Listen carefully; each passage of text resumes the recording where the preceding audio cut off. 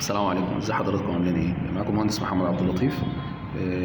حاجه كده مهمه، واحنا بنشتغل في الالوميتال من سلسلتنا ازاي تشطب شقتك. الجزء يا جماعه اللي احنا شايفينه مع بعض ده بخرم هنا في الحلق بتاع الالوميتال اهو، هنا برضه. ده النقطه مهمه جدا في الشتاء. في الشتاء يا جماعه مع المطر بتبدا العلبه دي تتعبى ميه وما تصرفش. فعشان ما تصرفش تبقى مشكله ان بنلاقي هنا يبدا بقى ينزل ميه. في ناس كتير كانت بتعاني، تبعت لي صور تقول لي يا باشمهندس الحيطه عندي باظت.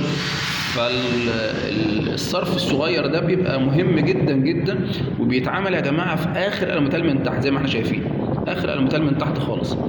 بنبدا نعمل هنا حفره من هنا، فتحه وفتحه من هنا، وبنعمل لها كاب من بره عشان ما يدخلش حشرات او حاجه. في نفس الوقت تبقى هي على قد صرف الميه بس. الموضوع ده مهم جدا، واحنا بننفذ الوميتال نقول للصنايعي يعمل لنا الجزء ده ضروري، عشان في الشتاء يا جماعه ما نعانيش ان تلاقي العلبه عبت ميه بعد ما الحلق بتاعنا العلبه دي تعبي الميه. هتبقى في مشكله كبيره جدا ان احنا مش هنعرف نصرف الميه، وبالتالي الحيطه تشرب رطوبه، الدهان هيبوظ، هتبقى مشكله.